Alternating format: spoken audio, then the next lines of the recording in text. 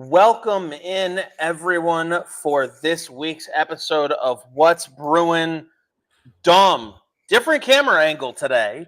Well, yeah, I'm not finished setting up, and I got some hockey games going on here, so we'll be back to normal tomorrow.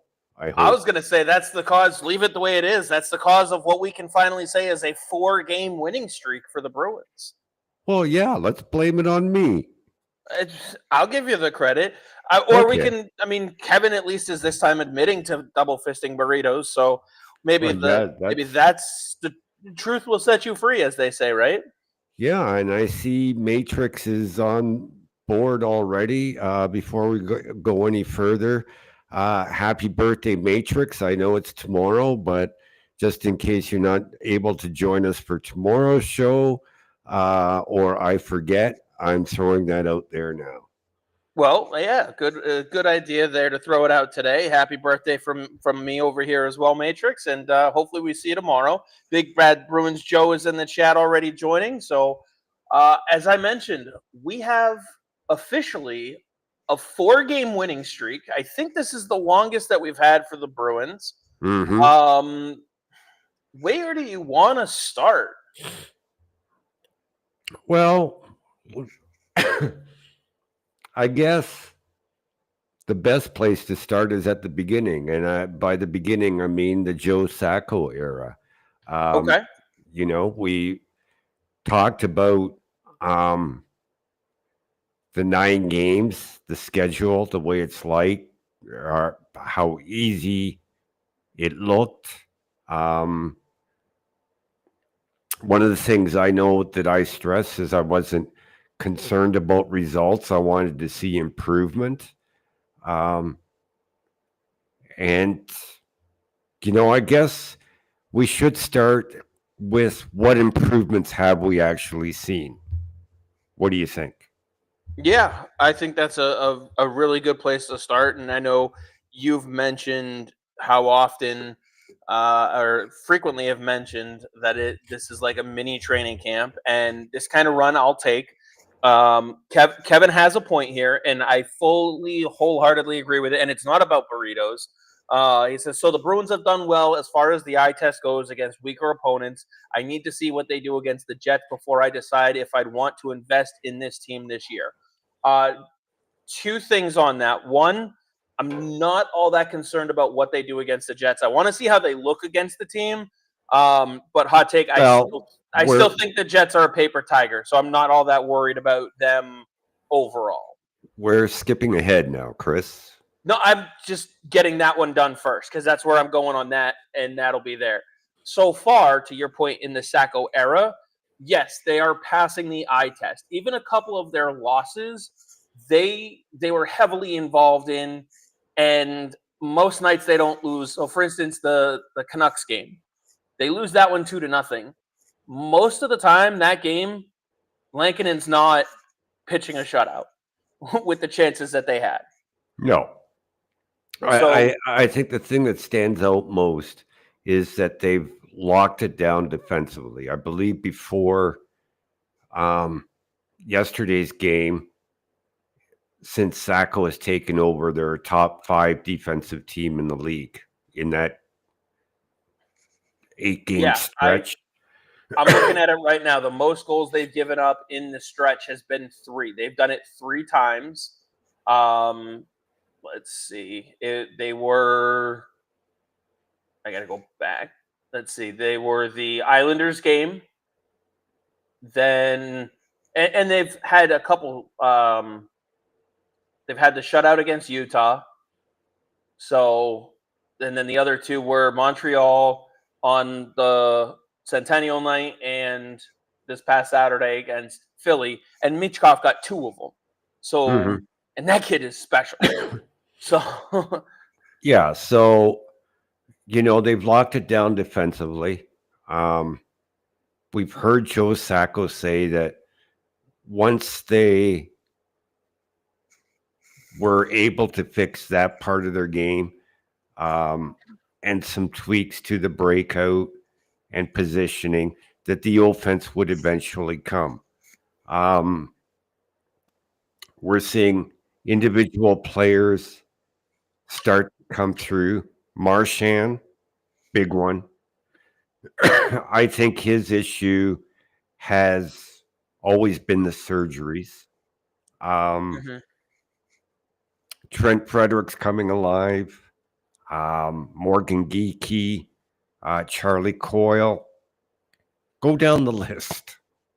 yeah, and I will say, he started off a little bit slow, almost like trying to turn the Titanic, but at his size, Zadorov has really taken to this system a lot better than he did Yep. Montgomery's system, Yep. which was crucial, especially at the loss of Lindholm.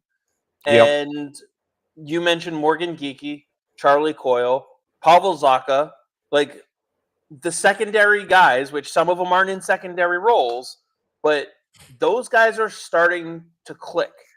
Now, we've seen David Pastrnak still defer on multiple occasions. My question to you is, do you think he's squeezing this stick tight and kind of in his own head and deferring, or do you think it's more of a leadership mentality? I'm trying to get the teammates around me going, and so I'm going to defer to get them going. Well, whether he makes a good pass to or a great pass to Pavel Zacha for a goal or he scores the goal himself, to me doesn't really matter. His production is down, yeah, but I'm not just worried about goals, like most people are when it comes to Pastrnak. If he's setting up goals, then he's doing his job. He's a very underrated playmaker as far as I'm concerned. I agree with that. I think a play that highlights this is the overtime game winner against Detroit. He had a wide open shot. It worked because when he deferred to Zacha, Zacha also had a wide open shot and he buried it. But if Zacha misses that shot, we're having a completely different conversation about how Pasta needs to shoot that puck. Yeah, exactly. But so to me, as long as it's working, they're fine. If like you said, Zacha had missed that, then I'd question whether Pastrnak made the right play at that time. But the only reason why I ask is because it's not an isolated incident for Pastrnak right now. I mean, as long as it continues to work more often than not, it will be a non-issue because it's working. But the question is why isn't he taking the shot himself? Because he's saying it's well, you shouldn't say that. Pasternak is still getting a lot of shots off, but there are times he defers when he thinks that his shot isn't the best opportunity, and that's what great players do. Well, we'll continue to. I'll continue to monitor it, and we'll see how it keeps going. As long as he's making the right choice, there's no harm, no foul in it. So, Kevin says so. The Bruins have done well so far as the eye test goes against weaker opponents. Let's see. The Sacco system, this is from Matrix, is benefiting the Bruins more so over a Monty type system. That's how this team is built to score goals. I As think I think you could hear in the players' voices without them actually coming out and saying it directly. They kind of hinted at it that this is the way they should have been playing all year. This is the way the team is built to play. This is the way they know they can play. And I think, in a way, they're roundabout shots at Jim Montgomery. I agree. I agree. And as Kevin points out, can we acknowledge that Justin Brazeau is currently sitting third on the team in points? How does Justin Brazeau get his points? He's grimy points. He's not a sniper. And this team is built to get the dirty goals in front of the net. And I know Ty Anderson brings it up a lot. There was a quote from Marchand about how they're not that high-end skill team that they used to be. Again, another shot at Montgomery, trying to get quality shots over the quantity of shots. And this team is finding ways to find the back of the net. Look, the system works. They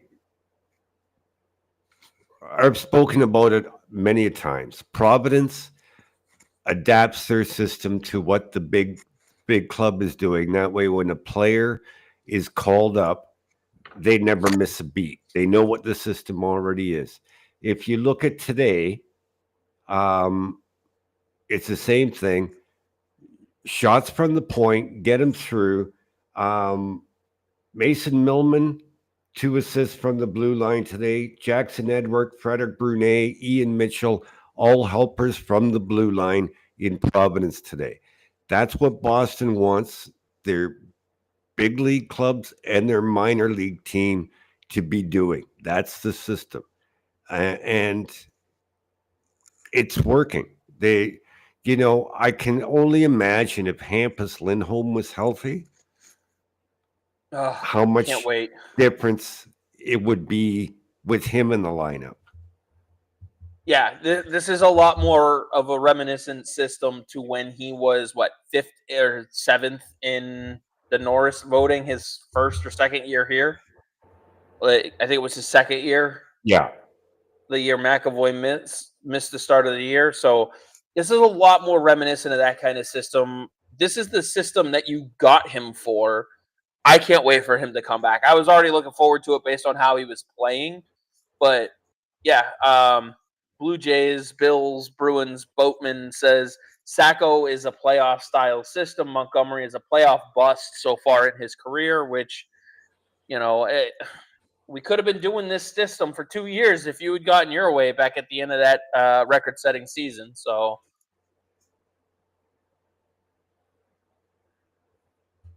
Yeah. So, you know, the penalty kill is working again. Um, the transition game for the most part, still not perfect, still need to fine tune. It is beginning to work. The offense is starting to come. Uh, the power play, like that's one area that they really need to work on. Excuse me. Here's the thing. Sacco has them playing the way he wants them to play right now, for the most part. Again, there's some areas to work on. Now, he can fine tune things. He can tweak things. because the players know what they're supposed to be doing. Yeah, and they're executing on it too. It's funny that you mentioned the power play because we have a comment that says Big Brazeau looked good and should try to get or should get a try on power play one in front of the net. And then also a comment on the Frederick Coyle Kostelic line is really clicking and they should keep that line together. How many times have we heard they should keep a line together and two of the three are Frederick and Coyle? Kostelic has really brought Frederick along. I said from the beginning, Frederick is going to have to bust his ass to keep up with him. To back up, back to that Brazeau comment, I'm not putting Justin Brazeau on power play unit number one. And here's why. He's a perfect power play 2 type of player. PP1 and PP2 don't play the same style. Okay. And every coach in the NHL likes to ride their PP1 unit for minute 20, minute 30, if they weren't already on the ice. Every NHL coach does that. Justin Brazeau is not a player who can withstand a minute 20, minute 30 on the ice. He just isn't. Yeah. But he can be real effective on that back half of the power play.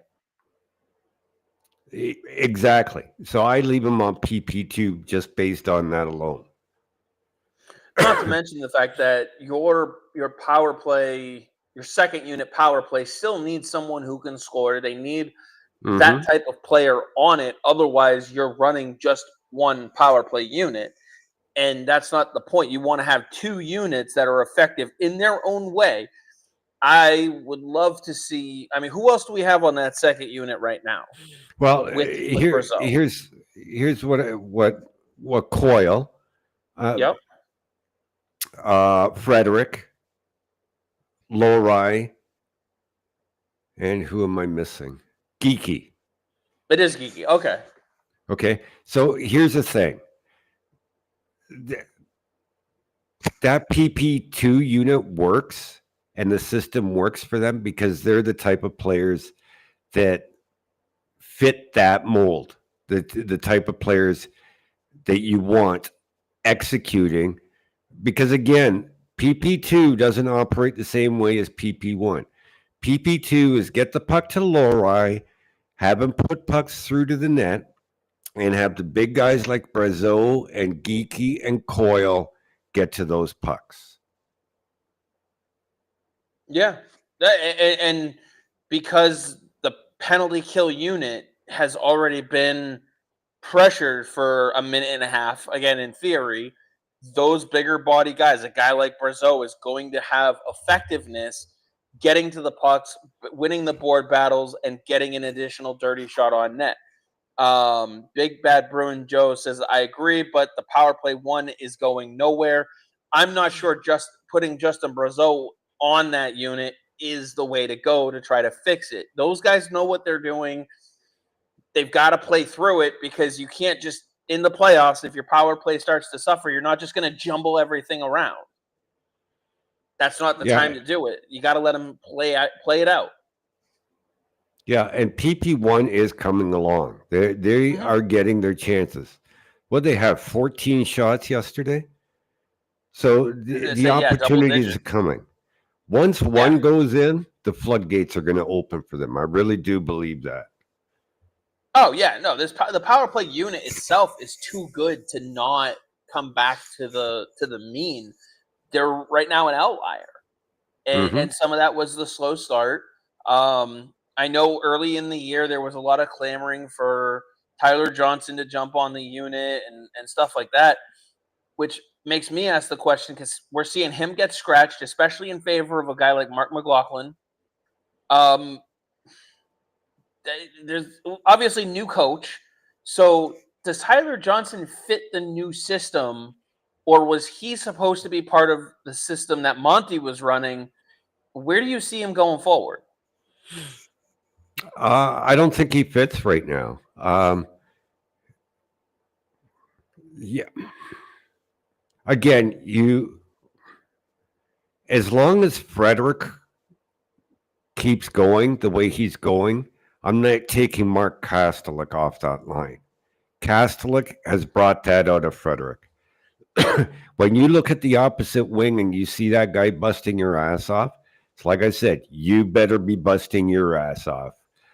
So that now raises the question: what do you do with the fourth line?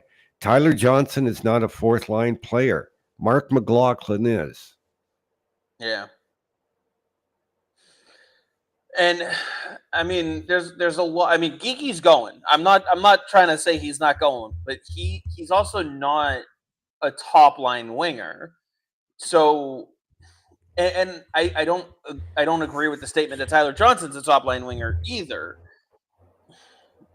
I just sit here and I go, wouldn't you rather have Frederick or Geeky down on that fourth line or in the bottom six? Like Geeky and Johnson are really the two outliers because you need to upgrade what you have on that first line wing, and Johnson doesn't seem to fit in anywhere.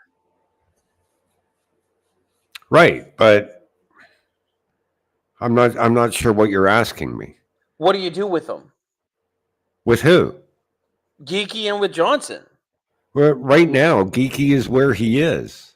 You've got no better option. And Johnson is where he is because you have better options. Are you looking to still make a move with this team? That was something as they were going through the coaching change and stuff like that. That's still been out there. Do you think Sweeney Am is? am I looking to make a trade? No. I don't make trades. Do you think Sweeney is? No, I don't. I think they're having conversations. If something comes across his desk that entices him, yes, he will. But I don't think he's actively looking to make a trade 9 games into Joe Sacco's coaching career. Let's see. Mike's Good Music says Geeky with Kepke and Beecher wouldn't be terrible, honestly, but it'd F with his confidence and team chemistry. And I don't then know about that. Geeky, Zaka, Brazeau have been doing well together. There was a line shakeup. We finally got the Sacco line shakeup, and we saw the Geeky Zaka Brazeau, and we saw the reuniting of the Marchand Lindholm Pasternak line. And how long did it last? The rest of one game. Let's see if it happens again, I guess. Matrix says that the Bruins. Whoop, come on. There we go. Bruins are still in regret for not having another top tier left wing or right wing. Need to go out and find one. So you say they're in regret, but Don Sweeney even said coming into the season that they were a top six winger short and that they were going to have to go get one if no one stepped up to fill the role. So I don't think it's really a regret. I think it's more or less now they have to pivot because they're not under Montgomery's system anymore. Don Sweeney was in Providence today, watching along with Evan Gold.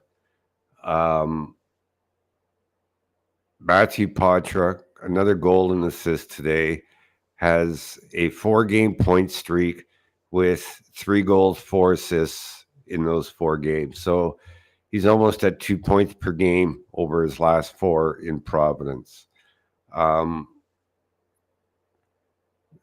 He's gonna get an opportunity. I think Lysell is picking it up. Merkulov is playing very, very well. I don't think Don Sweeney is going to make a trade just for the sake of making a trade. And I agree. like I said, I don't think he's actively looking. There was a comment earlier, right here from Mike. Mentioned Matthew Poitras. He says he looks good in the A. How many games in a row does this kid have to score to center the Zaka Brazeau line? And since you were just talking about Poitras, where do you think Poitras stands right now, given how well he's playing in the American Hockey League and where things now stand with the new system, Sacco's system, up in Boston. Like you said, I want to see him called up. I want to see Lysell, Merkulov all get some time. I think they will. It's just a matter of when. It's at least a couple weeks. They want him to know the system. It's better that he learns it in Providence than he does in the NHL. I think at least a couple more weeks. Yeah, and real quick, since he's written a couple times, Joe wants to know Elias needs to be better. That's the idea. Yeah, that's generally the idea of putting him with two of your best players, two of your best scorers. I think Pasta still has another level to get to. We know that because we've seen it. Marchand is getting back to his game. I agree with you, Dom. I think a lot of it was recovering from the surgeries. He didn't really seem to step on ice until training camp. And Lindholm is starting to, we saw this with Linus Olmark, his first year. It took until like mid-December, late December, for him to really find and get comfortable with his game here in Boston. Sometimes it just happens. Lindholm is playing excellent defense. And I know people don't give a rat's ass about it because they want him to put up points, and that to them that's the bottom line. The production isn't there, much like it wasn't for 99% of this team so far into the season. But at least with Lindholm, you're getting a strong face-off guy and excellent defensive hockey, which is Wholeheartedly more agree with than you on that. can be said for 12 of the other 13 forwards. Right. And I'm just using Linus Olmark as a compare. He didn't suck in his first 2.5 months in Boston either. It just, again, same thing with Elias Lindholm. There's another level there to part of his game. You're getting what you need from him. There's a little bit more there. Once he's fully comfortable, you'll see that elevation. I have no doubt about it. Yeah, I think it'll come. Let's see. Offensively, I mean, because yes, it's great defensively and at the dot. Absolutely. And then Steve says, offer the Sabres few of Lindy Ruff's kind of players to get Thompson, who needs a change of scenery. We're not even gonna. If you're Buffalo, you're not moving on from him right now, and you don't have what it takes to get him. So just get that idea out of your head. So, let's see. Was there anything else that you wanted to touch on going back to the start of the Sacco era?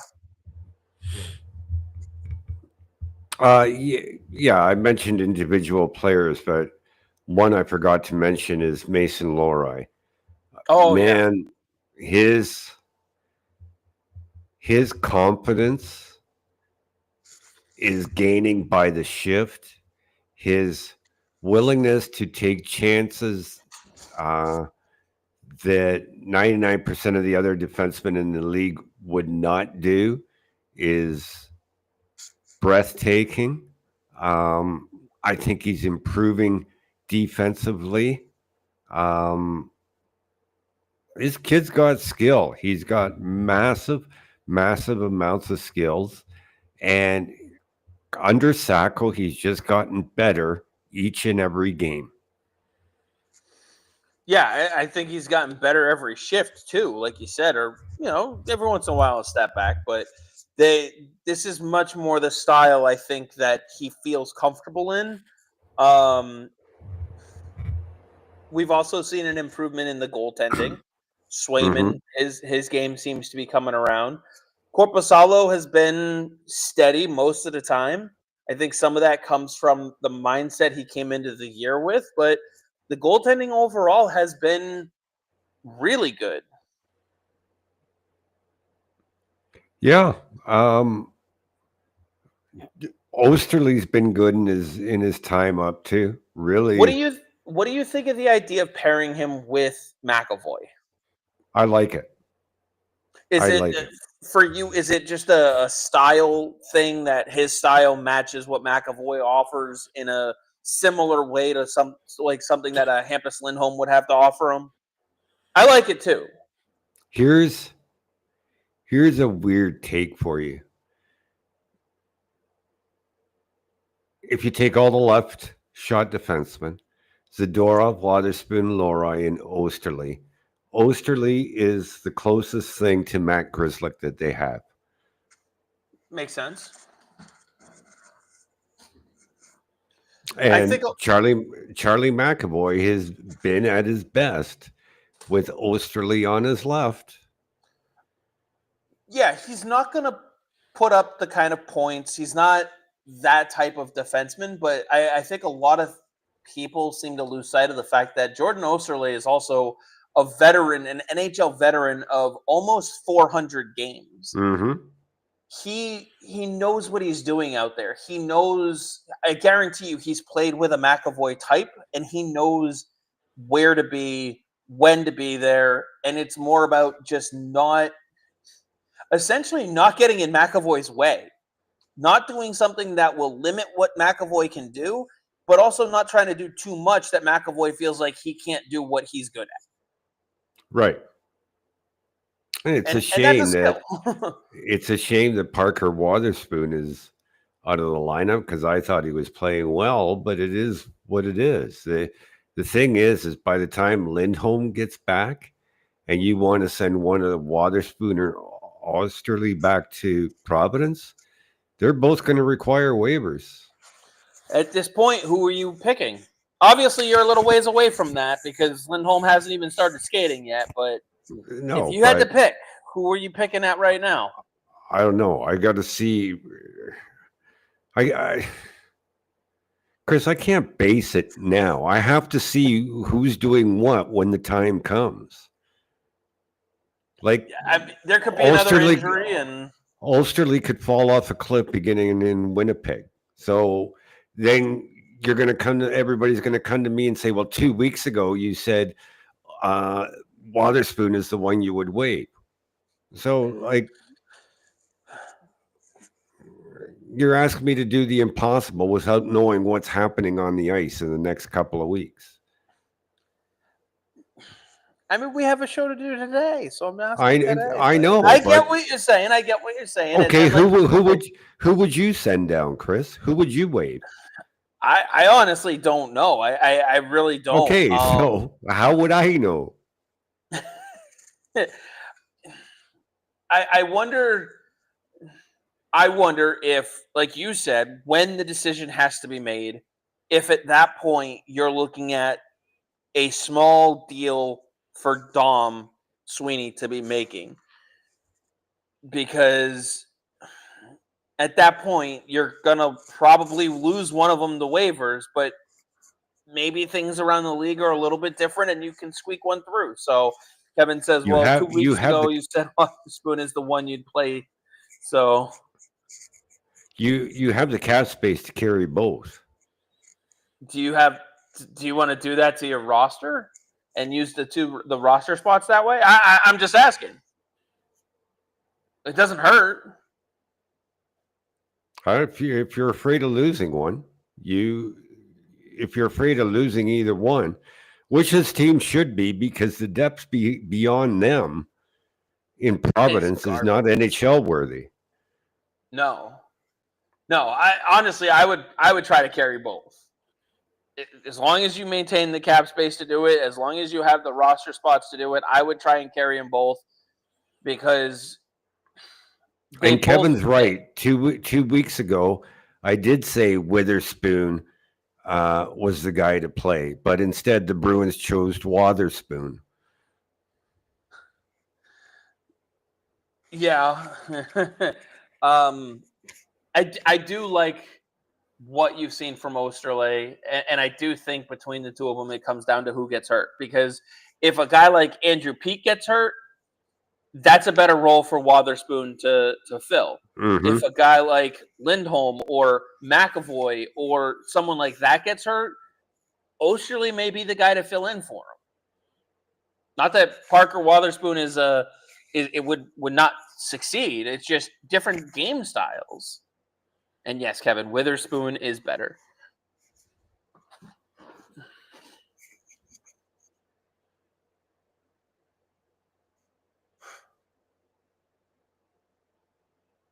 So we move forward, unless there was anything else you wanted to touch on the last start to the Sacco era. Last time I asked, Yeah, you wanted to so talk about Mason. yeah, so I don't know if everybody realizes today or not. The Bruins did send Mark McLaughlin and Jordan Osterley back to Providence. Paper transaction. They'll be back up for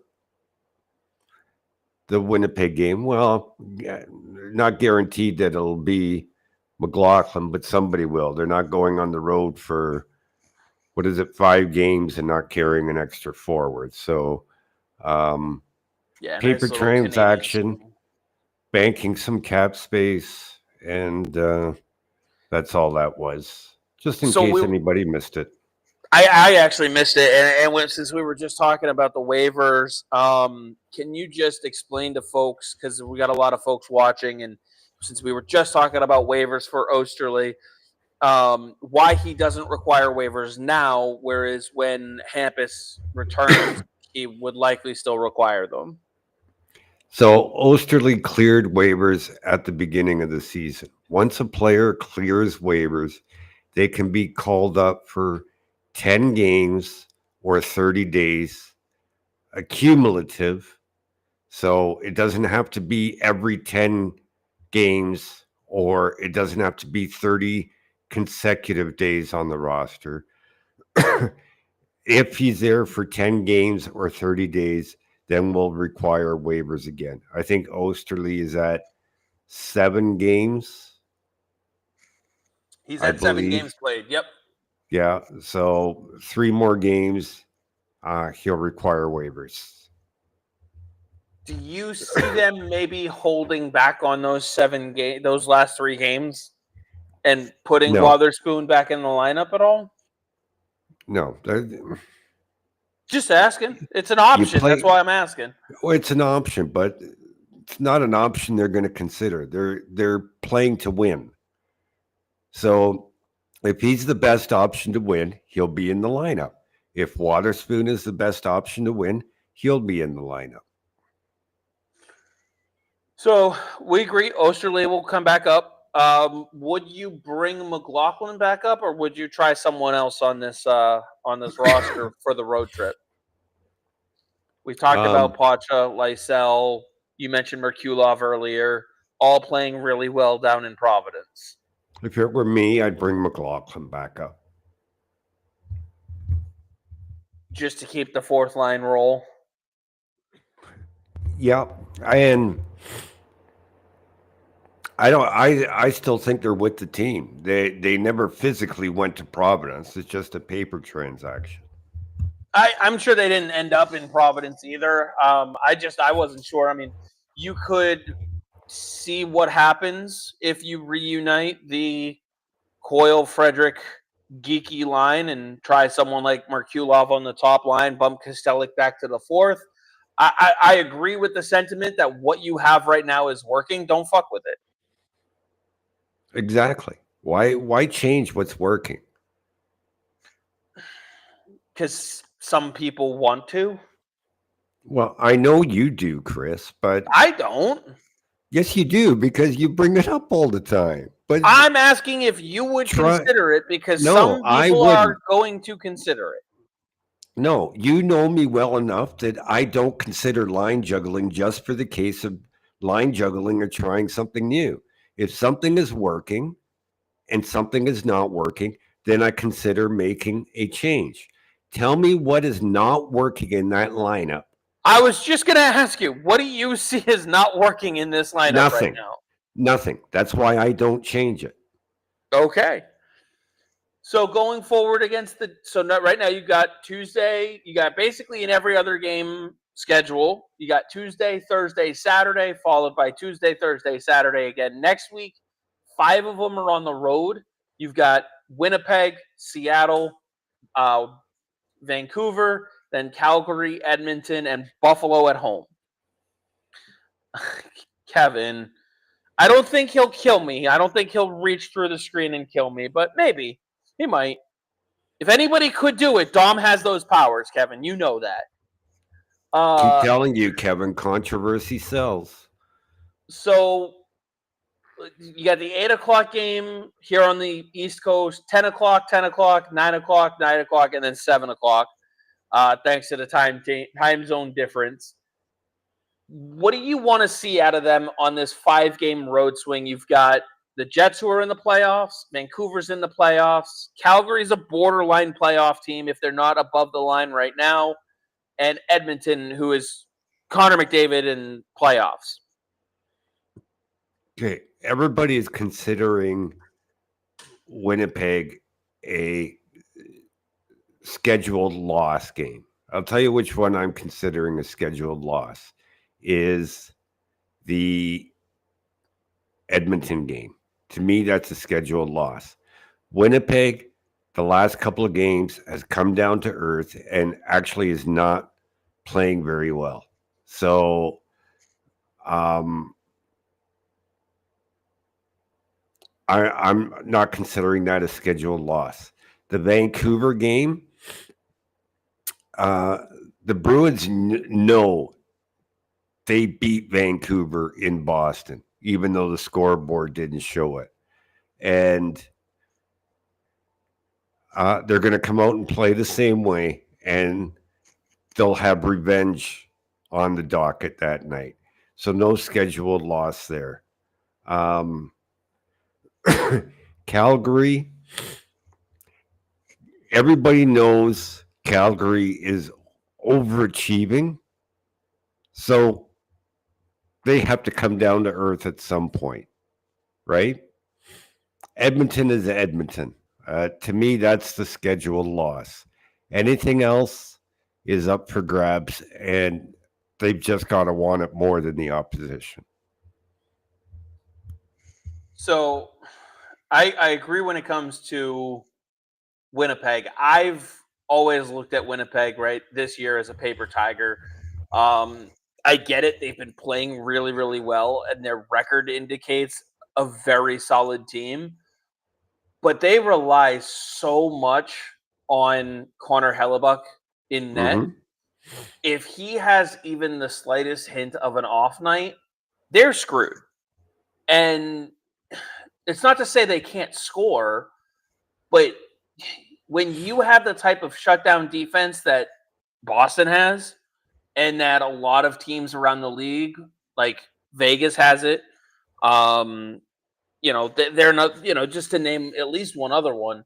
I could go through and if you really want, but if you can shut down a couple of their goal scorers and stifle the offense, you just need to get into the head of Hellebuck. Because once you see that wall start to come down for him, you get what you saw last year in the playoffs. I look at the Winnipeg game like this: Jeremy Swayman versus Connor Hellebuck, Team USA versus Team USA.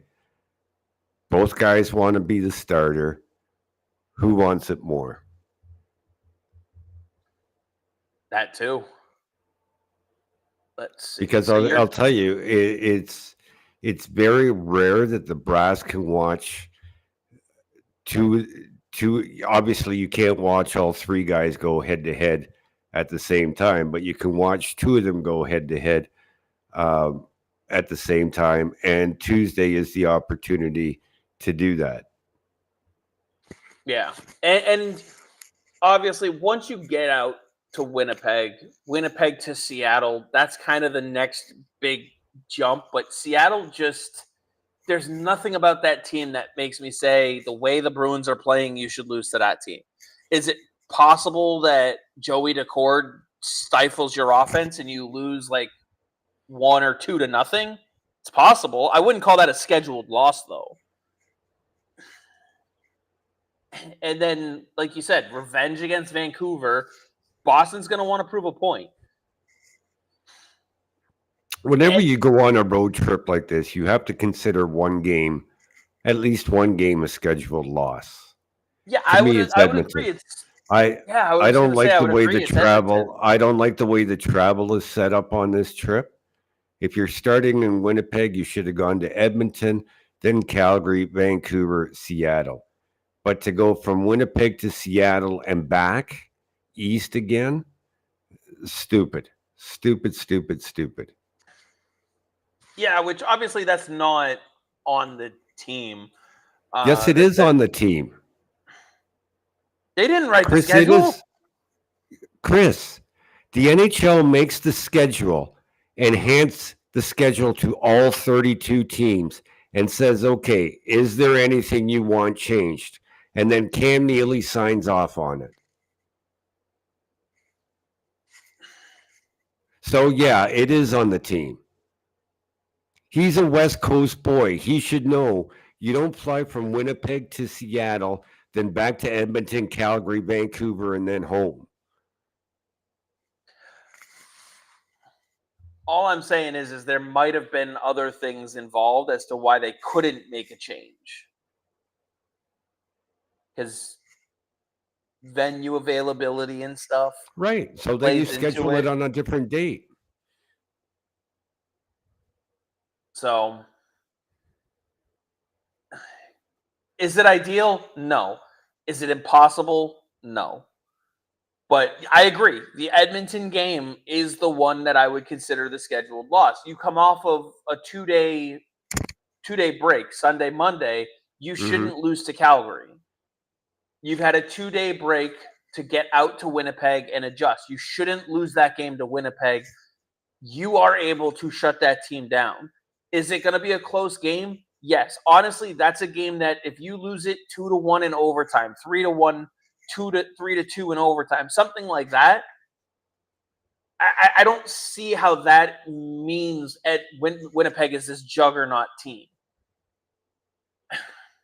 Again, No, if you're playing to the level that you're playing even if they lose in regulation. Steve says Korpisalo and Edmonton could steal a game. You never know. That's the one thing that Edmonton has that you could really find a way to exploit is bad goaltending. Yeah, it remains to be seen who's starting which game, but I would imagine, even though there's no back-to-backs, Korpisalo starts 2 of the next 5. Which ones would you give him? I don't know. I leave that to goalie Bob. That's what he's paid the big bucks for. I mean, I would want to see Swayman against Winnipeg, Vancouver, and Edmonton, just because those are the ones that you are likely going to see in a potential cup matchup. I'd want to see how he fares against those shots and whatnot, but honestly, I don't even really care. Korpisalo is playing well. It's not like going to Korpisalo makes one of these games unwinnable at all. Yeah, I see Korpisalo getting at 2 of the games.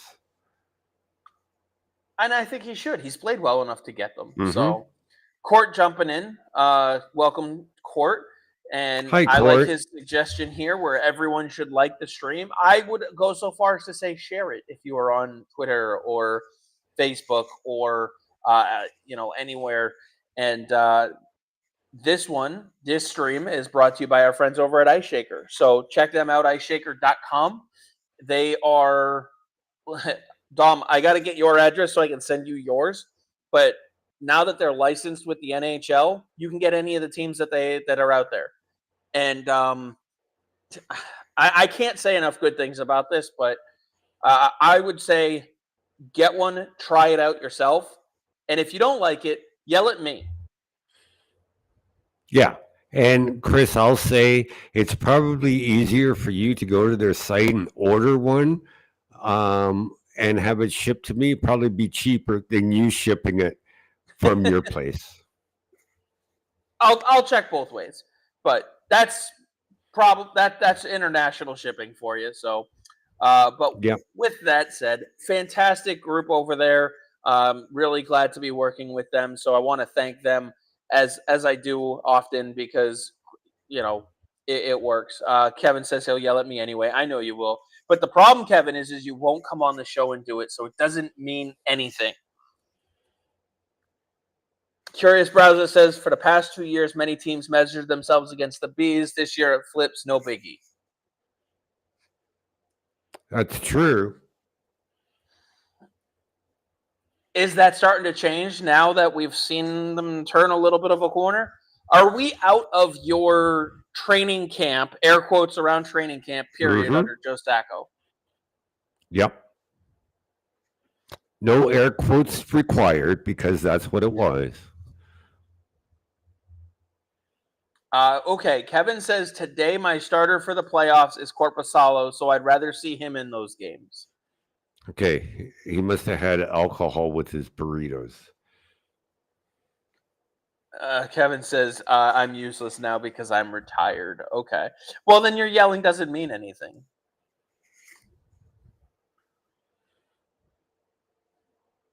I think we should unretire Kevin. Mm-hmm.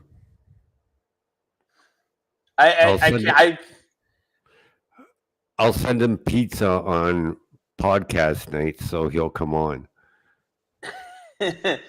I'll DoorDash him some Taco Bell. So although I will say this, do we really want him to come out of retirement with a take like that, Corpusalo, to start the playoffs if they started today? Yeah, give me somebody to argue with. What, I'm not enough? No. You haven't asked me which game I'm watching yet. I can't really see it. It's all just flashing. What game is it, Dom? So Share with us. I was in Brampton today to watch a game, got home, and I had recorded this one, which is Niagara and Brantford, because I wanted to see Jack Brody play, and everybody on the pod should remember Jack Brody because he was an invite to Bruins rookie camp.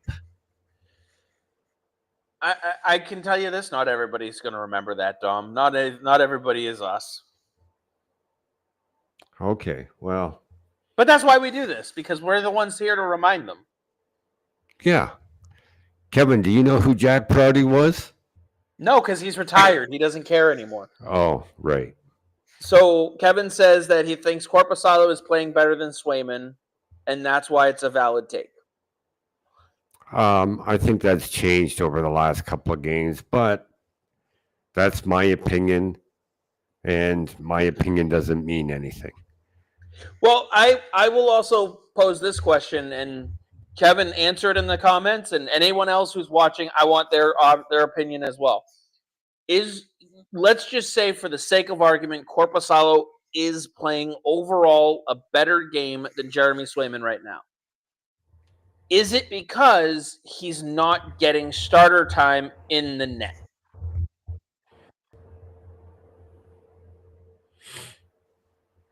Does that make sense?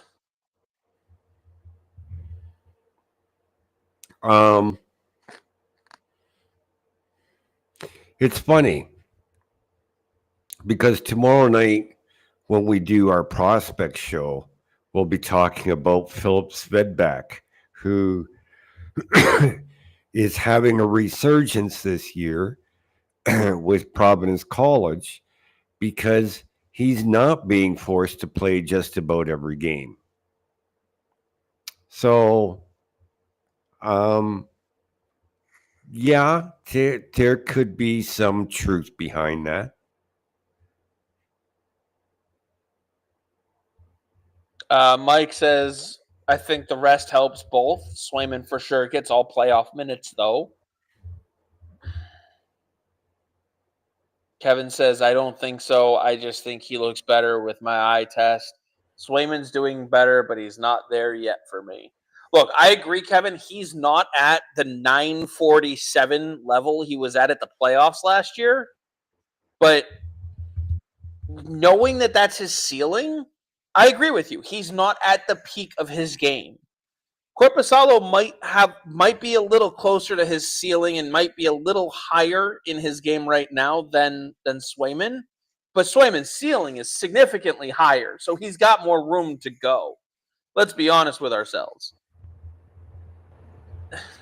Corpusalo is playing as well as you could have possibly wanted him to when you got him in this deal, especially given how, Dom, you and I were doing shows when that trade went down. And how many comments did we see? I can't believe they got this fucking guy, Corpusalo. He sucks. He's trash.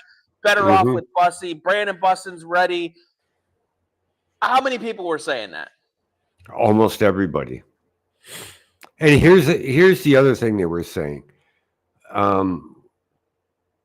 because a lot of people were saying, let Bob Essenza spend some time with Corpusalo.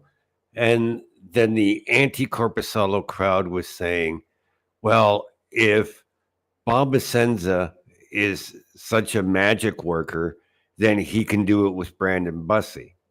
No, that's not the way it works.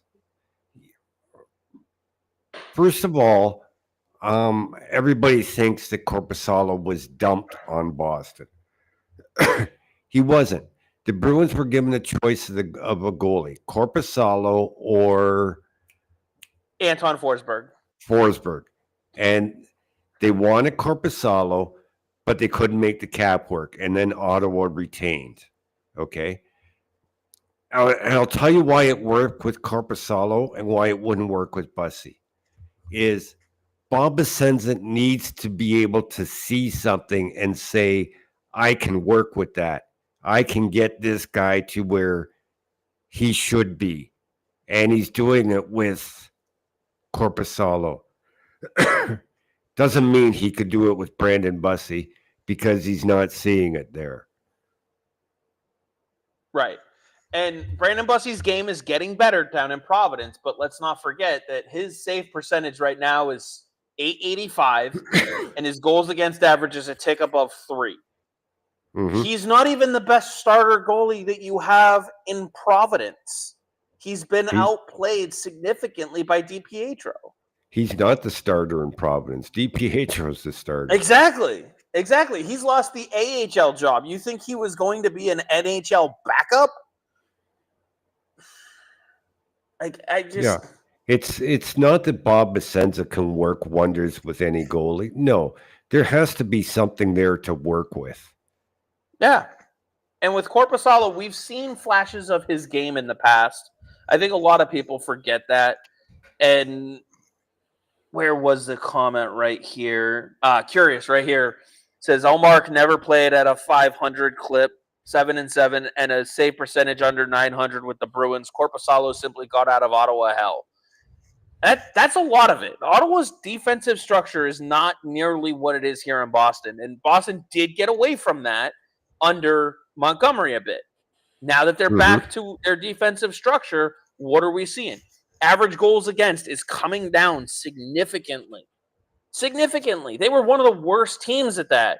How many games did we see them giving up 4, 5, 6 goals? We saw a couple 7 and 8 goal games against. That's not this team. No, absolutely not. Court says people be crazy. Absolutely. And then Kevin says, but honestly, if you want an honest take on an honest and unbiased take after every game, go check out Court's YouTube channel. Oh yeah, he does a great job over there. Yeah, he tells it like it is, and he's not afraid to call anybody out. We saw Brett Howard call out Morgan Geekie on X. That Morgan Geekie actually responded with, "Why don't you tell me how you really feel?" And then comes out and has his best game of the season. Yeah. Sometimes. I believe Brett's response to that was, "That is how I really feel." Yeah. So, sometimes you have to call it as you see it. I think you should call it as you see it all the time. I try to. Doesn't necessarily mean I'm right. Same. Although I like Kevin's idea. Kevin says, let's just trade both goalies, then get Vladar back, and then start Bussy and Vladar. Well, we could. And then with our luck, we'd lose the draft lottery and move from first to second. Right?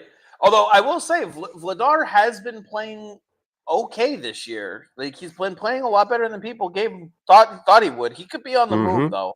They got Devin Cooley down with the Wranglers, and they want to probably try and pair him with Dustin Wolf out there. Kevin says, and Court provides refreshments, so it's definitely worth going and checking out. Yeah. Absolutely not. I'm sorry. Curious Browser asks if you can get a haul for Swayman, do you go for it? Better involve another goalie coming back. Yeah. As Dom and I have always said, no one is untouchable. What's the return? That's what I want to know. Do you go for it? I don't know. Maybe. Depends on what the return is. So you're already getting a goaltender back. You have to get a goaltender back. You have to. Yeah. In a Swayman trade. No ifs, ands, or buts about it. So you're downgrading in net probably, and you're really downgrading in the other position because you're forced to take a goaltender back, but you can't take back a player that's making as much as Jeremy Swayman because now you've got that goaltending contract to eat. Yeah. As Kevin says, I'd trade Sway for the right haul. Court says, I will die on the hill that if they signed Toffoli instead of Jones and Tufte this offseason, they would be better off. I wholeheartedly agree with that, Court. Agreed. But I will say this. From what I've heard, Toffoli really liked the idea of signing in San Jose and getting a chance to play with Macklin Celebrini. And he's loving it out there. So I don't know how much of a shot you had at Toffoli, but I do agree with the statement that you'd be better with him. Yeah. Bear Force says that they agree with trade Sway, but it has to be a solid return. As you said, goalie coming back is part of it. And that's a big part. Who's the goalie coming back and who's the player paired with him? Like, I'm not doing it, and this is someone will throw it out there. I'm not doing it for Zegras and Gibson. Not doing that.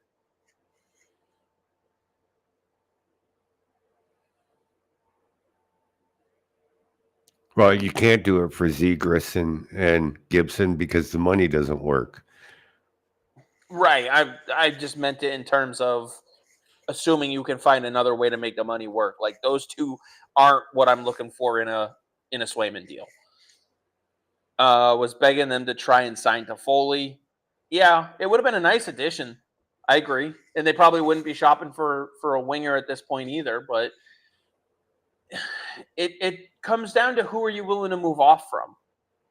Really?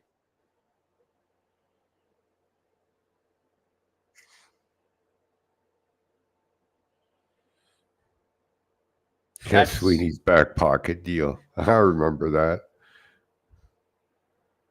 San Jose is a cool place to live and play hockey. Used to live there. Kind of cool to hang out in town and go watch games. Jumbo loved it. Yeah. I mean, right now they're on the upswing. Macklin's playing well. If you got a chance to watch, let's also not forget they have Colin Graff in with the Barracuda right now. He's playing really well for them. This is a young team that's coming up, and hopefully they don't take a step back like the Blackhawks did this year. You're going to see some changes come there. They've already fired their coach the same way you did. So things are coming around. And I will say, I think the East just got a little bit easier to get through for you once and if you're able to get into the playoffs now that you don't have to go through Trouba.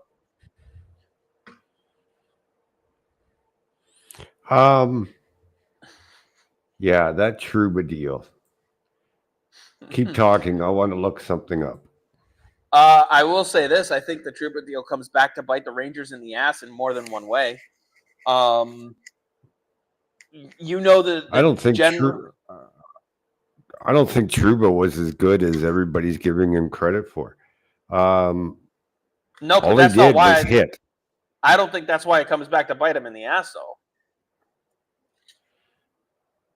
So, where am I here? New York Rangers.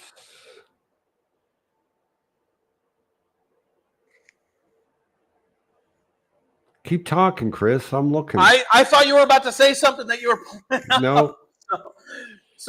I think it comes back to bite him in a couple ways. One, coming into the season, everybody wants to talk about the Ducks trading Gibson. Coming into the season, if they had dealt John Gibson, the Ducks would have been under the cap floor by a little over $2 million. So they would have had to have significant salary coming back in return. Most teams that had a player on that kind of deal weren't looking to move said player. And the teams that had a player like that weren't looking for Gibson as a goaltender. I think the Hurricanes know exactly where they stand in a potential Gibson deal because Kochetkov had that head injury, missed some time. Frederik Andersen is God knows where in his recovery right now. And they saw Yaniv Peretz play one game, did not go well. He played 8 minutes and gave up on 7 shots. He gave up he had 6 saves on 7 shots, but did not look well doing it. And Spencer Martin is their number 3. They're in the market. They couldn't get Gibson without sending money the other way. Now that the Ducks took on the full $8 million contract for Trouba, they can move the Gibson contract with no issues at all. They still can retain and get a bigger return for him, but they don't have to worry about the cap floor anymore. It also highlights Chris Drury as a GM that players may think twice about playing for him.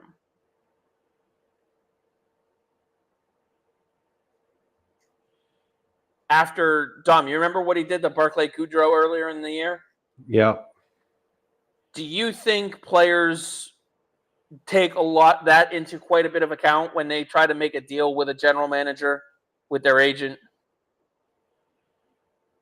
knowing that a guy like Drury has basically forced the hand of Goodrow to go where he didn't want to, and now Trouba would have been waived if he didn't accept a deal? Sure, they are. They're all thinking. Elliot Friedman talked about it now that,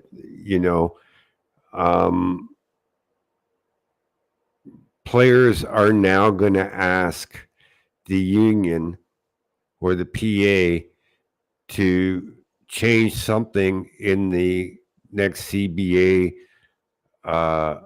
negotiations when it comes to waivers, no movement clauses, and all that kind of stuff.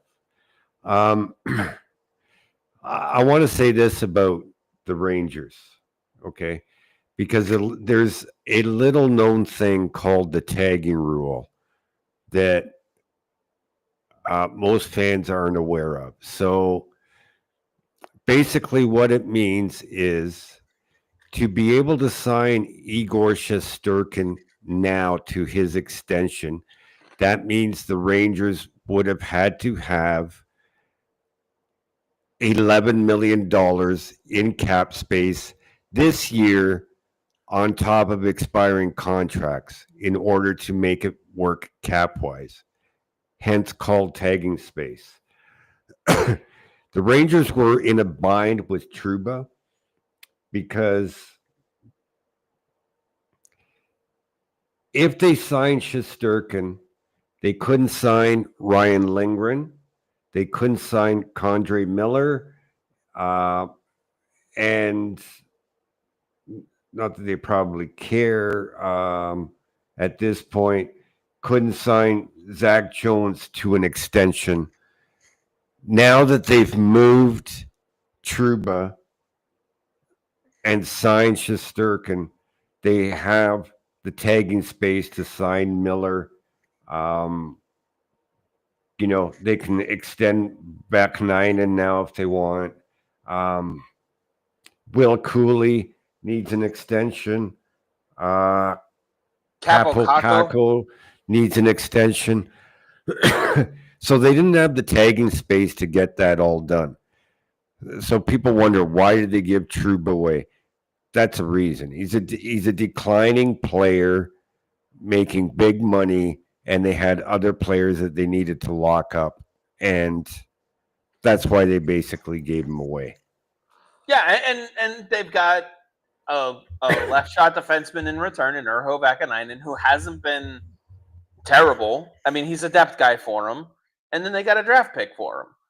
They weren't looking to leverage trying to get a top level prospect back. It does help the Bruins in the East because now you don't have to worry about going through Trouba with that team. It certainly weakens them a little bit, but it also opens up cap space where they can bring someone else in this year. So, excuse me, I don't think Drury's done, but at the same time, from the Carolina angle, from the angle of other teams within the division and the conference, they might be able to improve themselves now, and now the Rangers are weaker. So physically, anyway, I don't know about talent wise. He, like you said, he was definitely declining. Yeah. But actually, when it comes to, because I was asking you about, and you mentioned that Elliot Friedman mentioned it when it comes to kind of the thought process signing a contract with a general manager like Chris Drury, who has now taken this stance with significant players on the roster. A guy like Don Sweeney is viewed a certain way around the league. He was chosen for GMing a team for the Four Nations faceoff for a reason. As you talk to agents a lot, you talk to players frequently. How do you think players, or how do you know players and agents are going to view negotiating it with a guy like Sweeney versus a guy like Drury at this point? Because at least as far as I know, Sweeney hasn't really forced anyone's hand to get them out of town in that manner.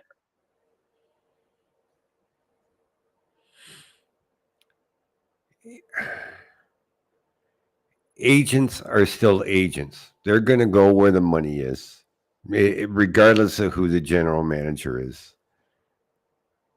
I don't think it makes any world of difference. An agent's job is to get the best deal for their player. And if that means it's the New York Rangers over the Boston Bruins, that's where the agent's going to recommend the player signs. Okay. I suppose that's fair. I mean, every player is going to have different priorities. So some players may say, "Give me the most amount of money with a full no movement clause." Some may say something totally different. I think some of that comes down to the player as well. Don't forget, though, Chris, the players aren't involved in the negotiations. That's what they have pay an agent for. The, the agent tells the player what he feels the player's worth. The player tells the agent what he wants, and the agent does his best to go out and get it. He's not going to blacklist uh, a general manager because he may have done something that's within the rules and allowed, but he doesn't like it. No agent's going to purposely not negotiate with Chris Drury because of what happened to Trouba or Goodrow. Okay. Well, some people I've heard it suggested that might make them less of a destination. Obviously, Madison Square Garden, the Rangers, original six. There's a lot of other appealing aspects to it. So Yeah, but who's saying it? I don't remember where I heard it. I just took note of it, and since we've been talking about them, I thought I'd run it by you. I I get where you're coming from, and I don't disagree. So I could argue with you if you really want. I know you wanted to get Kevin on here to argue with you. Who would have thought that Claude Lemieux and Cam Neely would have ever negotiated? That's true. That's true. So let's see. What time are we at even? We got about 15 minutes left. So I guess now's a good time for me to ask you. We got 4 players from the Bruins playing in this Four Nations face-off. Hmm. How do you think it's going to hurt or help the 4 players who are going? Marchand, McAvoy, Swayman, and Elias Lindholm. First of all, if there was a team from Czechia, I would suggest that Pavel Zacha, the way he's playing now, and David Pastrnak would be on it. If Hampus Lindholm wasn't injured, he would be on Team Sweden. Um,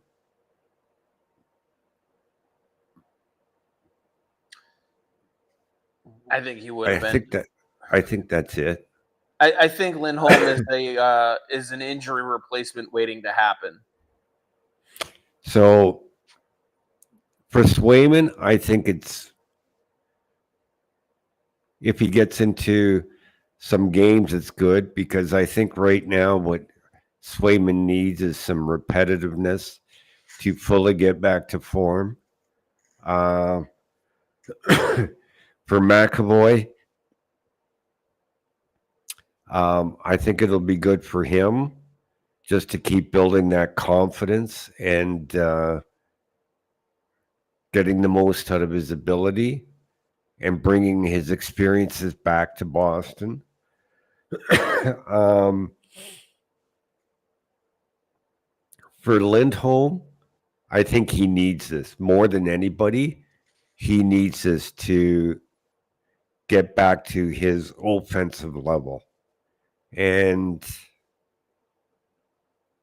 who am I missing? You said Swayman, McAvoy. Oh, Marchand. Marchand. In a way, I wish Marchand wasn't going. He's just getting back into stride. Um, and I think the rest would do him good. I know we're a couple of months away, but at that point, he's got a lot of miles on those hips. Yeah. I think the rest would do him good. But for the other 3, I think it'll be good for them. I agree. I wish Marchand wasn't going in the sense, like you said, a lot of miles on the body, on the hips, multiple surgeries. Granted, it could be a way because he had such a slow start to the season where he's able to not regress in his game and potentially progress. We're only talking about a 4-game tournament. So between now and then, we'll see how he's playing. I don't think he needs it between now and the playoffs to find the best of No, his game. But I can't say it's going to hurt. I just don't want to see him go and get hurt. exactly. McAvoy, I think it's going to do him really well to play with some of the defensive partners that he could over there. I mean, that defense in with the U.S. Faber, Fox, Hannafin, Hughes, Slavin, and Werenski. He's paired with someone who's elite on the other side, no matter what. I think that'll really help boost his confidence.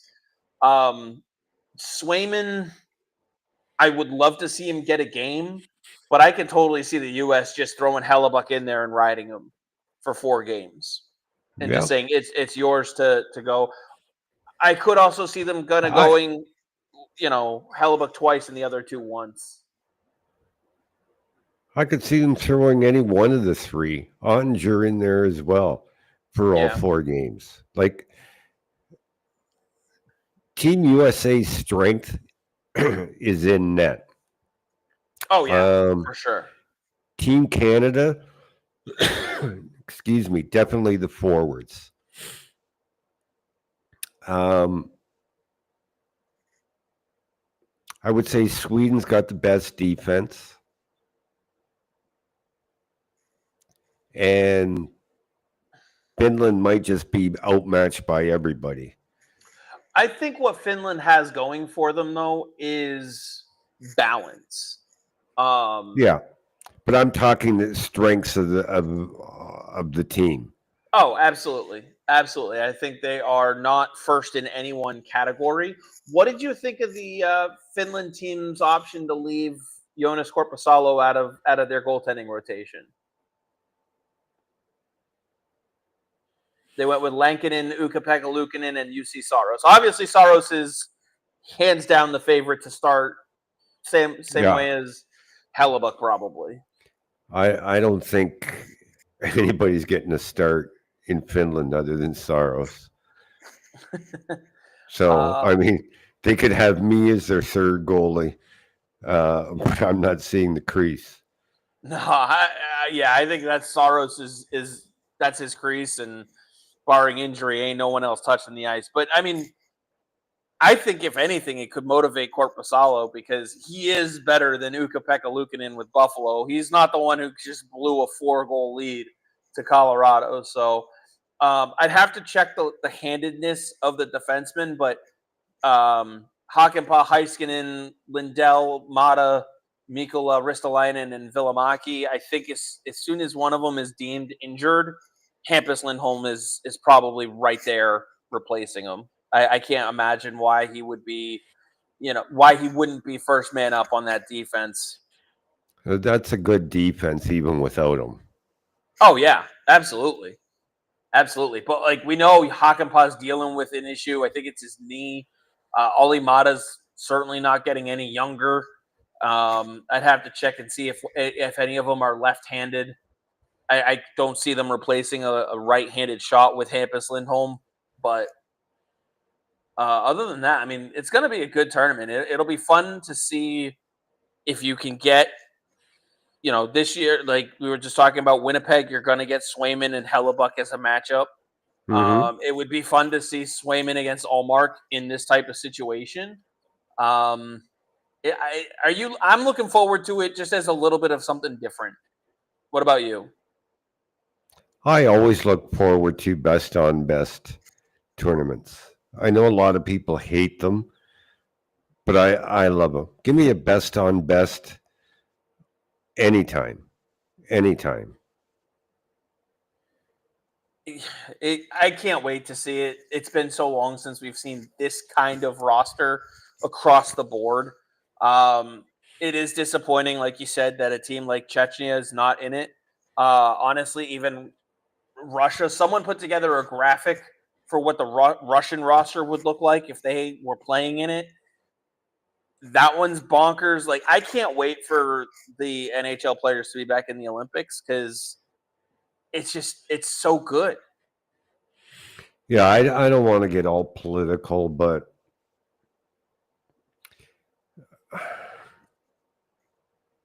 yeah, I don't want to get political, but without Russia in a best on best tournament, whether it's the World Juniors, the World Championships, the Four Nations, the Olympics, it really isn't a true best on best. I agree. I agree. And like you said, don't really want to get to the political side of it. It would be, I mean, you're leaving off just some of the names. Ovechkin, for one, Kaprizov, Panarin. These are some of the elite goal scorers in the league. Kucherov, like, it, Merkulov. I mean, Merkulov, obviously, top line center for them. So, No, but I mean, yeah, there's some great, there's even some very, very good, excellent KHL players that um, could fit on the Russian roster. So yeah, it's just and here's a you true mentioned. Yep. no a true best on best. The Russians have to be there. And let me ask you this: you mentioned how good the goaltending is for the U.S. Swayman, Ottinger, and Hellebuck. Would you rather that trio, Ottinger, Hellebuck, and Swayman, or Shesterkin, Vasilevsky, and Bobrovsky? Give me the Russians. Best goaltenders aren't I even in it. I don't even have to think about it. I'm not thinking about it either. Taking the Those Russians. 3 take it away. We do have a request from Kevin, as we always do when you mention Georgi Merkulov. He says, no, Dom, say it correctly. Georgi Merkulov. Got to get the tongue roll R in there. Well, Dom, it's 7:55. Yeah, and Jack Brody's got 2 assists. I bet you the Bruins draft him. I bet you they draft him. Yeah, I think they do. I have to go back and rewind it now because they had him on during the second intermission, and I couldn't hear him because I can't hear 2 things at once, so I'll have to rewind it and watch it. Well, we'll be able to wrap up here and let you get going here. Actually, I should use you saying Georgi Merkulov's name as a transition noise on the pod. So let's take the last 5 minutes. We talked a little bit about the schedule going forward. We've got the road trip coming up. I usually ask you this about the road trips. Let's just focus on the first leg because we got another show after that. Winnipeg, Seattle, Vancouver. What are you looking for out of that? 4, 5, 6 points. 6 points possible. What's successful?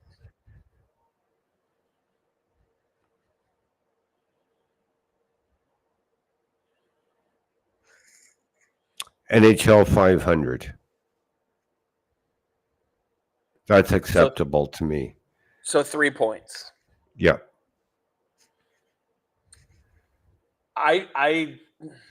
To me, you have to come away with at least 4. I don't care how you get them. 2 wins and a loss, 2 OT losses and a win. Doesn't really matter. You have to come away with at least 4 points on this road trip. You are better than Seattle. You're better than all 3 of these teams. You're better than when you play your game. Oh, I don't agree with that. Which team do you think is better than you when you're playing your best? Right now, Winnipeg, when they're playing their best. I think you can shut them down. I really do. Well, yeah, any team can shut any team down at any time. Seattle shut out Boston. Joey Decord. Does that mean it's going to happen next week? No. That's why you play the games. But if both teams are playing at their best, I'm not taking Boston in a 7-game series over Winnipeg. I'm not sure that I would take them over Vancouver if both teams are playing their best. Does Vancouver have Thatcher Demko in that? Not right now. But if they did, I'm definitely not taking Boston over them. I wonder if Demko even plays again. I feel like he's going to try a comeback, and it's not going to be there. I don't know. But to answer your question, to go back to your question, I'd be satisfied with NHL 500 on these next 3 games. You know what? I bet you Joe Sacco would be too. Look, would I take it? Absolutely. Absolutely. I think if you get 2 points or 0 points, that's a failure. Utter failure on the road trip already. Mm-hmm. So 3 to me is the absolute minimum. I want to see 4 to consider it a good quality, successful start to the road trip. I don't think you should drop more than 4. That's good quality, successful road trip is different from what would it take for you to be satisfied. There's a gap between satisfaction and good or successful. And you would ask me what I would be satisfied with, and I would be satisfied with NHL 500. Would. Go ahead. That may not be good, but that's not what you asked me, buddy. Okay, fair enough. I I wouldn't be satisfied. Let me rephrase my response then. I wouldn't be satisfied with NHL 500, 3 points out of 6, because I think this Bruins team is better than that. And if they are truly starting to turn the corner that we want them to be turning, they have to have 4 points out of this. Would they take 3? Would Sacco be happy with it? Given where this team dipped to, yes, I agree with you. 3 is the bare minimum. But this team is better than that. They really should come away with 4. They're not better than that until they fix the power play. Well, let's see if they can do that. Until then, tomorrow, like you said, we have the prospect show. We will run through a lot of stuff on that show, so hopefully everybody can tune in there. Same time, same place, 6:30 right here on the What's Bruin channels. And Kevin says I'll be happy no matter what happens. As you should be, Kevin. Well, As you should be. Kevin's happy, always happy with a full stomach.